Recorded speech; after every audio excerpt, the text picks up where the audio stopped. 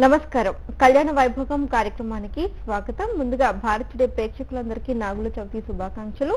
మనతో పాటు జ్యోతి మ్యాట్రిమోనీ వ్యవస్థాపకురాలు శ్రీమతి జొన్నలగడ్డ జ్యోతి గారు ఉన్నారు. వారితో మాట్లాడుతూ మిగతా వివరాలు తెలుసుకుందాం. మీకు వివాహం గురించి ఎటువంటి సందేహం ఉన్నా సరే స్క్రీన్ లో స్క్రోల్ అవుతున్న నెంబర్లకి కాల్ చేసి మీ సందేహాన్ని నివృత్తి చేసుకోవచ్చు. నమస్తే జ్యోతి గారు. నమస్కారం. ముందుగా మీకు నాగుల చవితి శుభాకాంక్షలు అండి. ధన్యవాదాలమ్మా. అలాగే జ్యోతి మ్యాట్రిమోనీ నిర్వహిస్తున్న సేవా కార్యక్రమాల గురించి తెలియజేయండి. తప్పకుండానమ్మా. మన ప్రేక్షకులందరికీ కూడా ముందుగా నాగుల చవితి శుభాకాంక్షలు తెలియజేస్తూ, మన జ్యోతి మ్యాట్రిమోనీ నుంచి మనము అనేక సేవా కార్యక్రమాలు చేస్తున్నామండి. అందులో చాలా మంది కూడా పాల్గొంటూ అతి దిగ్విజయంగా ముందుకు సాగేటట్లు కూడా ప్రతి ఒక్కరూ కూడా దోహదపడుతున్నందుకు వారందరికీ కూడా కృతజ్ఞతలు ఆవిష్కరిస్తున్నాము.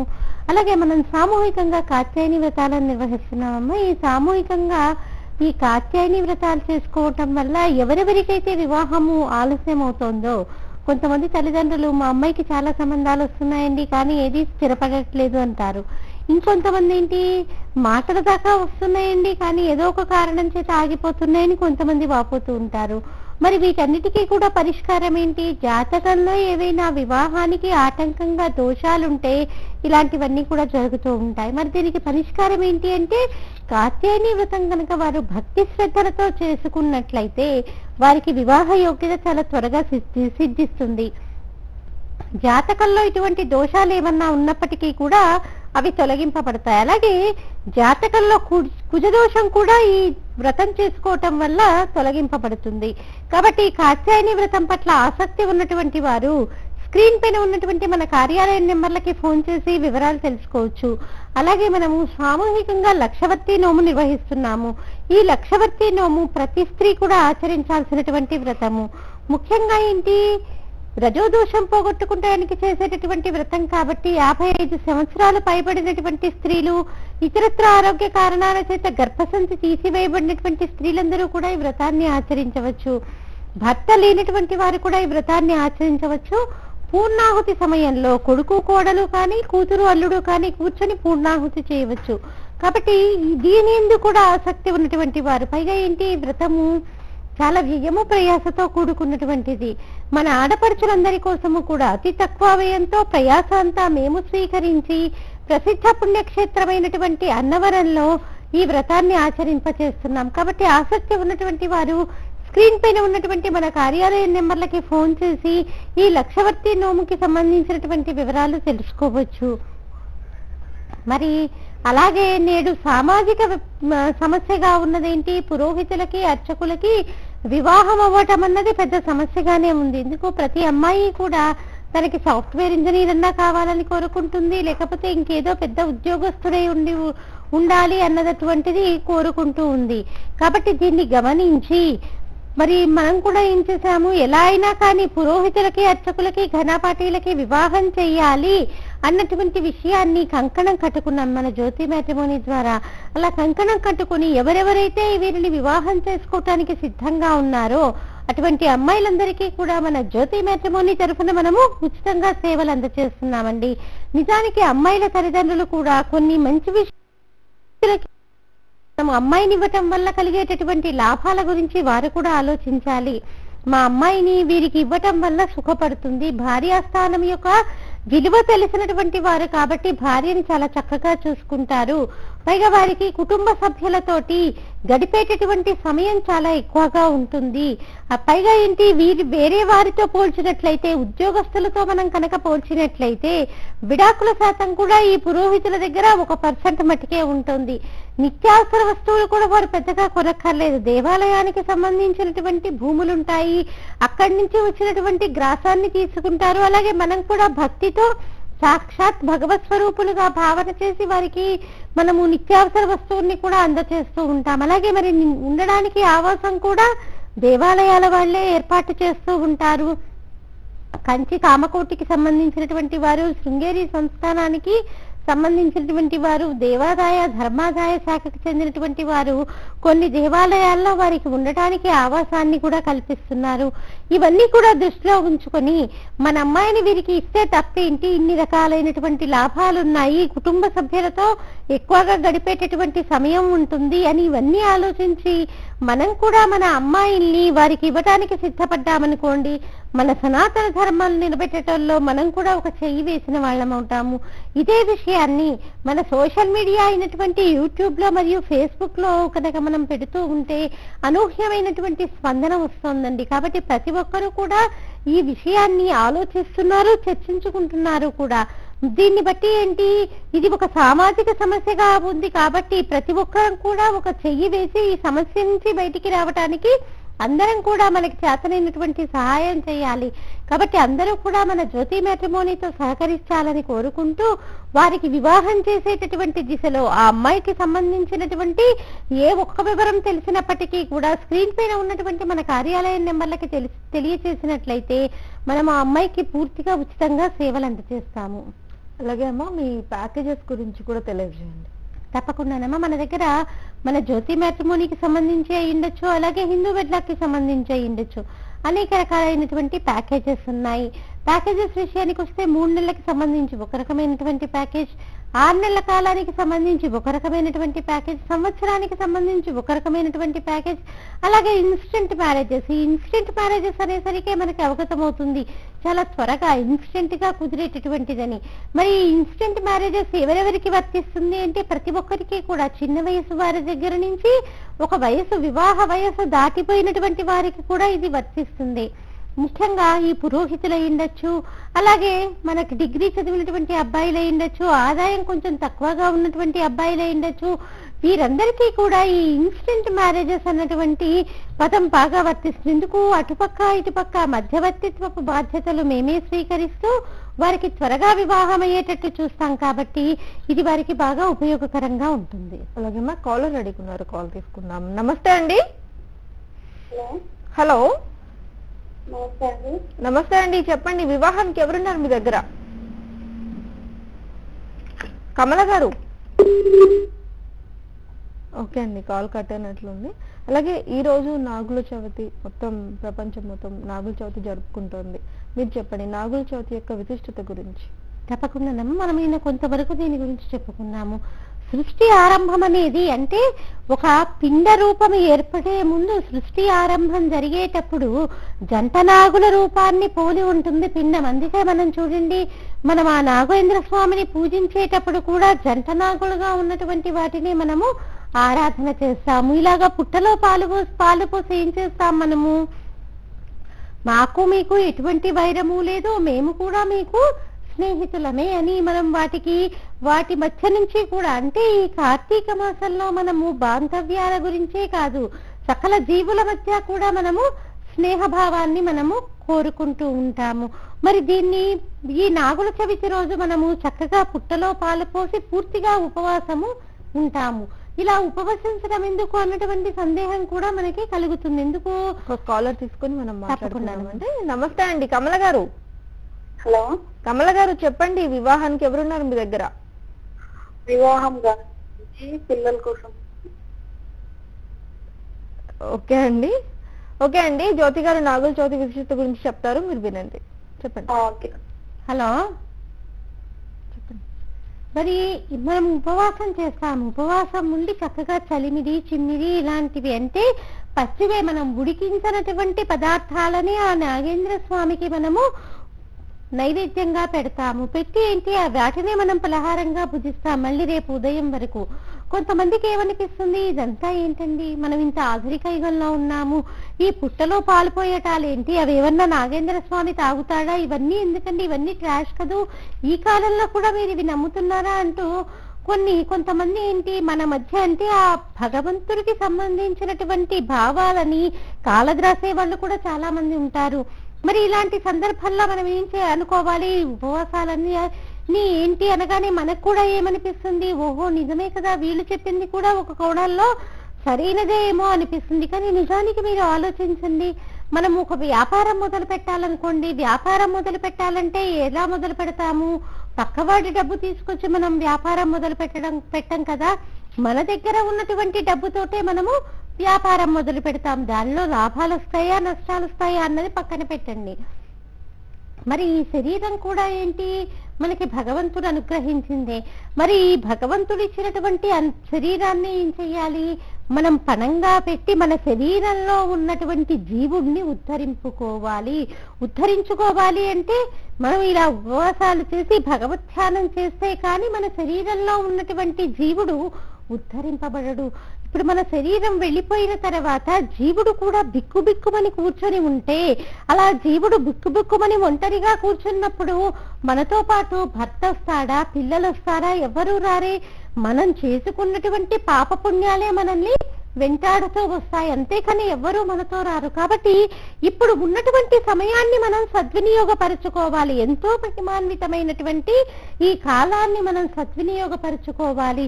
మరి ఈ నాగేంద్ర స్వామిని మనం పూజించేటప్పుడు కూడా మనం కొన్ని దృష్టిలో ఉంచుకోవాలి. కొన్ని చూడండి, కొన్ని నాగుపాములేంటి కలుగులోకి వెళ్ళిపోతూ ఉంటాయి, కొన్ని నాగుపాములేంటి బుస్సుమని, అంటే దేవతా నాగులు ఏవైతే ఉన్నాయో అవి మన బుస్సుమని లేచి నించుంటాయి. ఒక రకంగా ఆలోచిస్తే అంటే మనము ఒక పాము విషయంలోనే కాదు, తాత్వికంగా కనుక మనము ఆలోచిస్తే మనము ఎప్పుడైతే నిత్యము భగవన్నామాన్ని పలుకుతూ ఉంటామో దానివల్ల ఏం జరుగుతుంది, మన శరీరంలో ఉన్నటువంటి షట్చక్రాలు కూడా ఎంతో ఉద్దీపనాన్ని పొంది మన యొక్క తేజస్సు కూడా అలా ఎలాగైతే దేవతా పాము నుంచొని ఉందో మనం కూడా అలా ఉచ్చస్థితికి వెళ్ళగలుగుతాం. అదే కనుక మనము లౌకికమైన విషయాల పట్లే మనం కనుక ఆలోచిస్తూ ఉంటే మన యొక్క ఓజస్సు కూడా అలా కలుగులోకి వెళ్ళిపోతుంది. అంటే ఎందుకు పనికిరానటువంటి జీవుడిగా మనం కూడా లెక్కలోకి తీసుకోబడతాము. అలాగేమో పశ్చిమ గోదావరి నుంచి మరొక కాలర్ ఉన్నారు, కాల్ తీసుకుందాం. నమస్తే పావని గారు. అవునండి, పావనియా మాట్లాడేది. ఓకే అండి, పావని గారు చెప్పండి, వివాహానికి ఎవరున్నారు మీ దగ్గర? మా సిస్టర్ అండి, మా సిస్టర్ వైష్ణవి అండి, జ్యేష్ఠ నక్షత్రం తంది. ఓకే అండి, వైష్ణవి గారి గురించి పూర్తి వివరాలు జ్యోతి గారు ఉన్నారు, మాట్లాడండి. హలో. నమస్తే అండి. అమ్మా నమస్కారము. మీ వైష్ణవి పుట్టిన తేదీ ఏంటమ్మా? పుట్టిన తేదీ జూలై 10 అండి. జూలై 10. సంవత్సరం అమ్మా? 95 అండి. 95. మీరు ఏ కులానికి చెందిన వారమ్మా? మేము యాదవ్ అండి. యాదవ్. ఏం చదువుకుందమ్మా? ఎంఎస్సీ చేశారండి. మీకు సిస్టర్ అంటే చెల్లెలా అక్కయ్య? అక్క అండి. అక్క ఎంఎస్సీ చేశారండి మీ అక్కయ్య? అవునండి, అవును. ఓకే. ఉద్యోగం ఏమన్నా చేస్తుందమ్మా? లేదండి, ఎంఎస్సీ ఫైనల్ ఇయర్ ఇప్పుడు. అంటే మీకు కాబోయే బావగారు ఎలా ఉండాలని మీరు అనుకుంటున్నారు? అంటే మీరు ఆస్ట్రాలజీ గురించి కాదండి చెప్పేది? కాదమ్మా, కాదు. ఇది వివాహ సంబంధాలకు సంబంధించింది. ఉద్యోగం చేస్తూ తనకి అన్ని రకాలుగా బాగుండే అబ్బాయి అయితే. ఉద్యోగస్తునే చూస్తున్నారా, వ్యాపారస్తుడైనా పర్లేదా? వ్యాపారస్తులేం పర్లేదు, అన్ని రకాలుగా సెటిల్డ్ మంచి వాళ్ళు అయితే. సరే అమ్మా, మీరు ఏం చేస్తారంటే మీ అక్కయ్యకి సంబంధించినటువంటి పూర్తి వివరాన్ని స్క్రీన్ పైన ఉన్నటువంటి మా కార్యాలయం నెంబర్లకి అందచేయండి. మా హిందూ బెట్లాక్ ద్వారా మీకు తగిన సేవలు అందజేస్తాము. ఓకే అండి, అలాగే చాలా మంది కూడా నాగుల చవితి ఇప్పుడు పుట్టలో పాల్పడడానికి వెళ్ళినప్పుడు కొన్ని నియమాలు ఖచ్చితంగా పాటించాలి అంటూ ఉంటాం. అండ్ ఇప్పుడున్న జనరేషన్ వాళ్ళకి అంత ఖచ్చితమైన నియమాలు తెలియవు. సో వేడిలతో స్నానం చేయకూడదు అంటారు, ఇలాంటివి చాలా ఉన్నాయి కదా. అలాంటి జాగ్రత్తలు, అలాగే ఈ రోజు ఉపవాస దీక్ష చేసే వాళ్ళకి మీరు ఇచ్చే సలహాలు? ఈ రోజు పూర్తిగా మనము అసలు ఎటువంటిది అంటే పొయ్యి మీద ఉడికించినటువంటి పదార్థాలు ఏవి తీసుకోకూడదు. అంటే పాలకి దోషం లేదు, కాఫీ టీలు తాగచ్చా అంటే అవి తాగచ్చు, ఎందుకంటే పాలకి ఎటువంటి దోషము లేదు కాబట్టి అది తీసుకోవచ్చు. ఉండగలిగినటువంటి వారు నిష్ఠగా ఎన్ని సంవత్సరాల బట్టి చేస్తున్నటువంటి వారు ఎలాంటి నియమాలైతే పాటిస్తున్నారో అలాంటివన్నీ కూడా పాటించాలి. అవకాశం ఉంటే భూసైన్యం చేయాలి, బ్రహ్మచర్యాన్ని పాటించాలి. ఎందుకు, ఆయన బ్రహ్మచారి కాబట్టి, సుబ్రహ్మణ్యుడు అనగానే ఆయన వంశవృద్ధి కారకుడు కాబట్టి మన వంశంలో ఎవరు ఎటువంటి దోషం చేసినప్పటికీ కూడా ఆ ఇంటి యజమాని అంటే ఇంటికి పెద్ద ఎవరైతే ఆడవాళ్ళు ఉంటారో వారు కనుక ఉపవసించి దీక్షగా కనుక ఈ సుబ్రహ్మణ్యేశ్వర స్వామిని కనుక ఆరాధన చేస్తే తప్పకుండా ఆ వంశము తామర తంపాలా పెరిగేటట్టుగా ఆయన ఆశీర్వదిస్తాడు. కాబట్టి ఈ చాలా చిన్న నియమాలు, మనం ఒక వంశాన్ని నిలబెట్టుకోవాలి అంటే మనం ఈ చిన్న నియమాలు పాటిస్తే చాలు. కానీ తర్వాత మన పిల్లలకు వివాహాలు అయిన తర్వాత అయ్యో నొక్క నలుసు కలగలేదే అని దేవాలయాల చుట్టూ తిరిగే బదులు ముందుగానే మనం గనక తగిన జాగ్రత్తలు తీసుకుంటే చక్కగా వంశము బాగుంటుంది. అంతేకాకుండా ఆయన మనకి చెవి, ముక్కు, కంటికి కూడా చాలా ముఖ్య ప్రదాత అని అనుకుంటాము. అది చూడండి, చిన్నపిల్లలకు కూడా మనం పుట్టకు వెళ్ళి పాలు పోయగానే ఏం చేస్తాము, అక్కడ ఉన్నటువంటి పుట్టమట్టిని తీసుకొస్తాం. పుట్టమట్టిని తీసుకొచ్చి దాన్ని ప్రసాదంగా పిల్లలు స్కూళ్ళ నుంచి రాగానే ఏం చేస్తాము, వారి చెవులకి, ముక్కుకి, కంటికి అంటిస్తాం. ఎందుకు? ఆయన మన జ్ఞానేంద్రియాలైనటువంటి వీటిని కూడా రక్షించేటటువంటి ఆయన కాబట్టి ఇవి కూడా రక్షణగా ఉండాలని ఆయన్ని వేడుకుంటాము. ఓకే అండి. మిర్యాలగూడ నుంచి మరొక కాలర్ ఉన్నారు. నమస్తే రేవతి గారు. నమస్తే అండి. చెప్పండి, వివాహానికి ఎవరున్నారు మీ దగ్గర? వివాహం సంబంధాలు చూస్తున్నారండి, అవ్వట్లేదు. మీకేనా? నాకే అండి. ఓకే అండి, జ్యోతి గారు ఉన్నారు, మాట్లాడండి. హలో. నమస్తే మేడం. అమ్మా నమస్కారం. చెప్పండి, మీ పుట్టిన తేదీ చెప్పండి అమ్మా. 11/10/1992. మీరు ఏ కులానికి చెందిన వారమ్మా? వెలములండి. మీరు ఏం చదువుకున్నారమ్మా? బీటెక్ అయిపోయిందండి. ఎక్కడ ఉద్యోగం చేస్తున్నారు? ఉద్యోగం చేయట్లేదండి, బీటెక్ అయిపోయింది. ప్రస్తుతం బ్యాంక్ ఎగ్జామ్స్ కి ప్రిపేర్ అవుతున్నాను. ఓకే ఓకే అమ్మా. సంబంధాలు చూస్తున్నారండి. ఏంటమ్మా? అంటే ఎప్పుడు వివాహం అవుతుంది అన్నది. ఓకే అమ్మా. ఇప్పుడు మీకు ఎలాంటి అబ్బాయి కావాలని కోరుకుంటున్నారు? సాఫ్ట్వేర్ ఇంజనీర్ అయి ఉండాలి. సాఫ్ట్వేర్ ఇంజనీర్ అయి ఉండాలి. వ్యాపారస్తుల్ని కూడా చూస్తున్నారా, ఉద్యోగస్తుల్ని చూస్తున్నారా? ఉద్యోగస్తుల్ని చూస్తున్నాను. తప్పకుండానమ్మా. మీరు ఏం చేస్తారంటే, మీకు ఎప్పుడు వివాహం అవుతుంది అన్నటువంటి విషయాలు తెలుసుకోవాలంటే కనుక స్క్రీన్ పైన ఉన్నటువంటి మన కార్యాలయ నెంబర్లకి 4 గంటల తర్వాత ఫోన్ చేయండి అమ్మా. మీరు ఇప్పుడు మీకు సంబంధించినటువంటి పూర్తి వివరాలని, మన దగ్గర చాలా సంబంధాలు ఉన్నాయి కాబట్టి ఈ సంబంధాలకి సంబంధించినటువంటి కార్యక్రమమే. మీకు ఏమైనా తరుణోపాయాలు కావాలి అంటే కనుక స్క్రీన్ పైన ఉన్నటువంటి టెలిఫోన్ నెంబర్లకి సాయంకాలం 4 గంటల తర్వాత కనుక ఫోన్ చేసినట్లే మీకు ఈ వివరాలు తెలియచేయబడతాయమ్మా. కాబట్టి మీకు సంబంధించినటువంటి వివరాలు అందించినట్లయితే కనుక మా హిందూ వెడ్లాక్ ద్వారా మీకు తగిన సేవలు అందించాము. ఓకే అండి. అలాగే ఉపవాస నియమాల గురించి చెప్తూ ఉన్నారు, చెప్పండి. కాబట్టి ఇవన్నీ కూడా, పైగా ఈ ఉపవాసము అన్నది ఎందుకు పెట్టుకుంటాము? మనలో ఉన్నటువంటి రజోగుణాన్ని, తమో గుణాన్ని అణచటానికి. రజోగుణము, తమో గుణము ఎక్కువైపోయింది అనుకోండి, మనలో కూడా ఆవేశాలు ఎక్కువైపోయి మనం కూడా ఉగ్రంగా తయారయ్యేటటువంటి అవకాశం ఉంది. ఈ ఉపవాస దీక్షలు చేయటం వల్ల మనలో సత్వగుణం అలవడుతుంది. ఇలా సత్వగుణంతో ఉండటం కోసము, మనం సత్వగుణంతో ఉంటే కానీ మనలో ఉన్నటువంటి దేవతా శక్తులు నిబిడీకృతమై ఉన్నటువంటి మంచి గుణాలు అనేవి మనకి రావు. అంటే సత్వగుణాన్ని ప్రతి ఒక్కరూ కూడా పెంపొందించుకోవటం కోసమే ఈ ఉపవాస దీక్షలన్నీ కూడా చేస్తూ ఉంటాం. ఎప్పుడు ఉపవాసం చేసినప్పటికీ కూడా చేయడానికి కారణం ఇదే. అలా అని మనం ఉపవాసం ఉన్నాం కదా అని 24 గంటలు అలా ఫలాలు తీసుకుంటూ ఉండకూడదు. ఏదో ఒక సమయాన్ని పెట్టుకొని ఏదో కాసుని తీసుకోవాలి. అంతేకాని మనము అయ్యో మేము పొద్దున బ్రేక్ఫాస్ట్ చేయలేదు, లంచ్ చేయలేదు, డిన్నర్ చేయలేదు, ఇవన్నీ చేయలేదు కదా అని దానికి తగ్గట్టుగా మనము ఫలాలను తీసుకుంటే ఉపయోగం ఏమీ లేదు. ఎందుకు?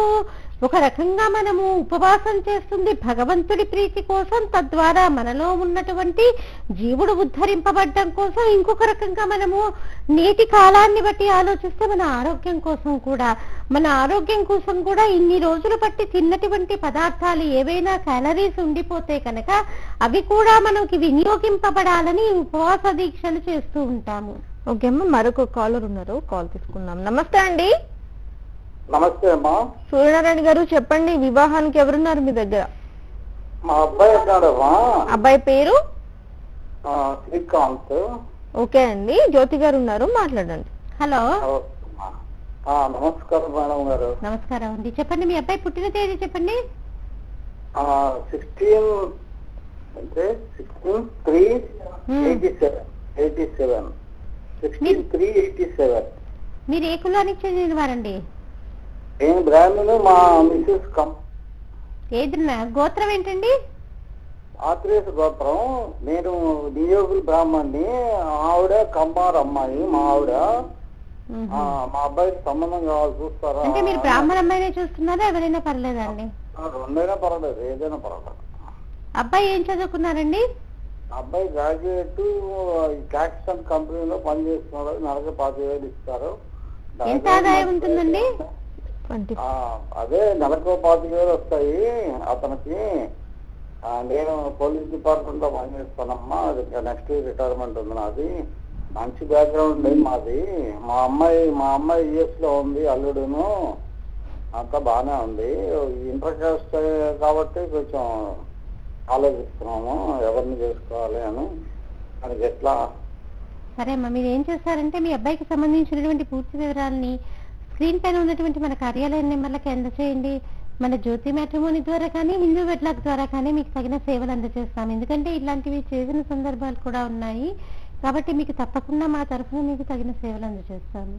ఓకే అమ్మా, కార్తీక మాస వైభవం అలాగే నాగుల చవితి గురించి పైగా ఏంటి మనం ఆలోచించాల్సింది ఏంటి, ఇప్పుడు మనం ఏదో ఆనందంగా ఉందాము అని అనుకోవటం కాదు. ఇంత ఆధునిక యుగంలో ఉన్నాం, అన్ని కంఫర్ట్స్ ఉన్నాయా లేదా, వేడి నీటి స్నానం చేసాము. మనం స్నానం గురించి చెప్పుకునేటప్పుడు చెప్పుకున్నాం, చన్నీటి స్నానం వల్ల మనం పొందేటటువంటి ఫలితాల గురించి చెప్పుకున్నాము. ఇవన్నీ కాదు, మనలో ఉన్నటువంటి జీవుడు ఎలా ఉద్ధరింపబడతాడు, ఇది ఎప్పుడో ఒక వయసు వచ్చిన తర్వాత జరిగేటటువంటిది కాదు. ఇది మనకి చిన్నతనం నుంచి కూడా అలవడాలి. మనలో ఉన్నటువంటి జీవుణ్ణి ఉద్ధరింప చేసుకోవాలి అన్నటువంటి ఆలోచన కలగాలన్నా కూడా ఆ భగవత్ కృప ఉండాల్సింది. అందుకే మనకి శంకర భగవత్పాదులు జపో జల్ప శిల్పం సకలమపి ముద్రా విరచన గతి ప్రాదిక్షిణ్యే క్రమణమసన త్యాహుతి విధి ప్రణామ సంవేశ సుఖమఖిలమాత్మార్పణ దృశ సపర్యాపర్యాయస్తవ భవతు ఎన్మే విలసితం అంటూ అలాంటి మనస్థితి మనకి కలగాలని ఆయన మనకి ఈ శ్లోకాన్ని అనుగ్రహించారంటే ఏంటి, ఏ పని చేస్తున్నా మనం భగవంతుణ్ణి చూడగలిగినటువంటి స్థితి మనకి కలగాలి. ఏ పనిలో అయినా ఒక మాట మాట్లాడుతున్నామనుకోండి, ఇతరులని నొప్పించకుండా నేను మాట్లాడుతున్నటువంటి ప్రతి వాక్కు కూడా భగవంతుడు అనుగ్రహించినటువంటిదే.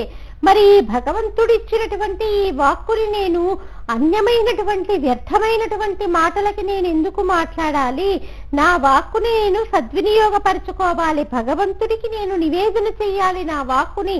అంటే అప్పుడు మనం మాట్లాడే ప్రతి మాట కూడా ఎదుటి మనిషిని నొప్పించేదిగా కాకుండా ఎదుటి వారి అభ్యున్నతికి తోడ్పడేదిగా ఉంటుంది. పైగా ఇతరులకి మంచి చేసేదిగా, ఇతరులకి ఒక రకంగా మార్గదర్శకంగా ఉండేటట్టుగా మన వాక్కు మారిపోతుంది. మన చేతలన్నీ కూడా ఎలా మారిపోతాయి, భగవంతుడికి ప్రీతికరమైనటువంటి పనులు చేయటానికి మన చేతలు మారిపోతాయి. అప్పుడు మన ఆలోచన ఎలా మారిపోతుంది, అప్పటి వరకు ఎక్కువగా లౌకికమైనటువంటి విషయాలనే ఆలోచించినటువంటి మనము ఎప్పుడైతే ఈ ఆలోచన ప్రతిదీ కూడా నేను భగవంతుడి గురించే మాట్లాడుతాను, భగవంతుడి ప్రీతి గురించే నేను ప్రతి పని చేస్తాను అన్నటువంటి ఆలోచన ఎప్పుడైతే మనకి కలుగుతుందో ప్రతి పని కూడా ఆయనకి తెలియకుండా ఎలా ఉంటుంది, నేను చేసేటటువంటి ప్రతి పని కూడా ఆయన మెచ్చుకునేదై ఉండాలి. ఇప్పుడు కాదు, నా శరీరంలో ఉన్నటువంటి జీవుడు వెళ్ళిపోయిన తర్వాత కూడా శభాష్ అనేటట్టుగా ఉండాలి. నిజానికి తల్లి తండ్రి చూడండి, పిల్లలు చాలా మంచి పని చేశారనుకోండి ఎంత ఆనందిస్తారు. పైకి అనకపోయినప్పటికీ కూడా వారు చేసినటువంటి పనులను చూసి వారు మనసులో ఎంత ఆనందాన్ని తల్లిదండ్రి అనుభవిస్తారు. మరి ఆ పార్వతీ పరమేశ్వరులు కూడా మనకందరికీ కూడా తల్లిదండ్రులు కాబట్టి మనం చేసేటటువంటి ప్రతి మంచి పని కూడా ఆయన గమనిస్తూనే ఉంటాడు. గమనించి వీడురా నా సరైనటువంటి పిల్లవాడు అని ఆయన కూడా వేణోళ్ల పొగుడేటట్టుగా ఆయన మనసులో మనము స్థానాన్ని సంపాదించేటట్టుగా మనం మన ప్రవర్తనని నియమబద్ధమైనటువంటి నియమావళితో మార్చుకోవాలి. అది ఈ ఉద్దేశం. మనం ఈ కార్తీక మాసంలో ఇన్ని నియమాలు పట్టుకోవటానికి కూడా కారణం అదే. మనలో ఉన్నటువంటి జీవుడు ఉద్ధరింపబడాలి. దానితో పాటుగా భగవంతుడి యొక్క హృదయంలో ఏదో ఒక శక్తి స్వరూపం యొక్క హృదయంలో మనం స్థానాన్ని సంపాదించుకోవాలి. వీడు నా కొరకు రక్షింపబడేవాడు అన్నట్టుగా ఆయన మనల్ని రక్షించడానికి ఎప్పుడూ సిద్ధంగానే ఉంటాడు. కానీ ఆ అడిగేటటువంటి మనసు మన దగ్గర ఉందా, అలా అడిగేటటువంటి స్వాతంత్రం మన దగ్గర ఉందా అన్నటువంటి స్థితికి చేరటానికి ఈ దక్షిణాయనమంతా కూడా మనం ఉపాసన చేస్తాము. అందున ఈ కార్తీక మాసం వచ్చేసరికి మరీ ఉపాసన ఎక్కువైపోతుంది. కాబట్టి ఈ రకంగా ఈ నాగేంద్ర స్వామిని కానీ అనేక రకాలుగా విష్ణుమూర్తిని, పరమశివుణ్ణి, అమ్మవారిని ఏ రకంగా మనము ఆరాధన చేసినప్పటికీ కూడా దీనిలో ఉన్నటువంటి జీవుడు ఉద్ధరింపబడ్డానికే కాయము వీడి జీవుడతి కంపిత చిత్తత నేగుచుండ ఓ నాయనాయనుచు ఏడ్చు నిజ నందన నందినులాయన కాని కందోయిని వీడి భాష్పముల్ తొలుత బుదుక్క మహాంబోధి సొచ్చు పత్నియన్ కాయము వీడి రారు కదా చేసిన కర్మము తప్ప శంకరా అంటూ మనకి శంకరులు చెప్పనే చెప్పారు. అంటే ఏంటి, మనం కాయం వీడి వెళ్ళేటప్పుడు మనతో వచ్చేదేముంది, నేను సంపాదించినటువంటి ఆస్తి వస్తుందా? రాదే. ఇప్పుడు నేను ఎంతో కష్టపడి కొనుక్కున్నటువంటి కారు కూడా ఎక్కడ వరకు వస్తుంది? రుద్రభూమి వరకే వస్తుంది. మరి రుద్రభూమికి తీసుకెళ్లేటప్పుడు కూడా కారు ఏమన్నా బాధపడుతుందా? అయ్యో ఎంతో చక్కగా నా కారులో విలాసంగా తిరిగేవారే మరి ఇప్పుడు రుద్రభూమికి తీసుకెళ్లాల్సి వచ్చిందని కారు ఏమన్నా బాధపడుతుందా? ఏమీ బాధపడదు. తాను చేయాల్సినటువంటి పని తాను చేసిపోతుంది. మరి కొడుకులు ఏం చేస్తారు? రుద్రభూమి వరకు వస్తారు. కపాల మోక్షం అయిపోగానే కొడుకులు కూడా ఏదో కాసేపు దుఃఖిస్తారేమో కానీ అక్కడి నుంచి తిరిగి ఇంటికి వచ్చేస్తారు. మరి మనతో వచ్చేటటువంటిది ఏది? అదే కూతుళ్ళుంటే కూతుళ్ళు వచ్చేది ఒక గుమ్మం వరకే వస్తారు. అయ్యో మా అమ్మ ఇన్ని పనులు చేసి పెట్టేది మాకు అంటూ ఎలా అయినా అమ్మలకి అమ్మలంటే కూతుర్లకి ప్రేమ ఉంటుంది కాబట్టి కొడుకుల కంటే కొంచెం ఎక్కువగా ఏడుస్తారేమో. ఎంత దుఃఖించినప్పటికీ కూడా వాళ్ళెవరైనా మనతో వస్తారా? రారే. కూతుళ్ళు వచ్చేది ఇంటి గుమ్మం వరకు వస్తారు. కొడుకులు రుద్రభూమిలో కపాల మోక్షం అయిపోగానే వెంటనే వాళ్ళు స్నానం చేసి ఇంటికి వచ్చేస్తారు. మరి మనతో వచ్చేటటువంటిదేది? మనలో ఉన్నటువంటి జీవుడు ఉద్ధరింపబడాలి అంటే మనం చేసుకున్నటువంటి పుణ్యమే, మనం చేసుకున్నటువంటి కర్మమే మన వెంట వస్తుంది. కాబట్టి తస్మాత్ జాగ్రత్త. మనం ఇప్పుడు ఉన్నటువంటి మన జీవుణ్ణి ఉద్ధరించుకోవాలంటే అన్నీ కూడా సత్కర్మలు చేసి వచ్చినటువంటి కాలాన్ని మనము సద్వినియోగపరుచుకోవాలి. అంతేకాని కార్తీక మాసంలో ఇన్ని దీపాలు పెట్టేశాను, ఇన్ని స్నానాలు చేశాను కాబట్టి నేను చేసుకున్నటువంటి పాపాలన్నీ వెళ్ళిపోయాయి అంటూ తిరిగి మరి ఇదివరకటి జీవనం మొదలు పెట్టడం కాదు. నేను చేసినటువంటి పాపాలన్నీ తొలగిపోయాయి, ఇక నేను ధార్మిక బుద్ధితో ఉంటాను. భగవంతుడు ఎలాంటి ధర్మబద్ధమైనటువంటి జీవితాన్ని గడపమని శాస్త్రాలు చెప్పాయో అలాంటి జీవితాన్ని నేను గడుపుతాను అంటూ మనం ఒక నిర్ణయాన్ని తీసుకోవాలి. జ్యోతి గారు మా కార్యక్రమానికి విచ్చేసి ఎన్నో వివరాలను తెలియజేశారు. ధన్యవాదాలండి. చూసారు కదండి, ఇది వాళ్ళ కళ్యాణ వైభోగం కార్యక్రమం. రేపటి కళ్యాణ వైభోగం కార్యక్రమంలో మళ్ళీ కలుసుకుందాం. చూస్తూనే ఉండండి భారత్ టుడే. నమస్కారం.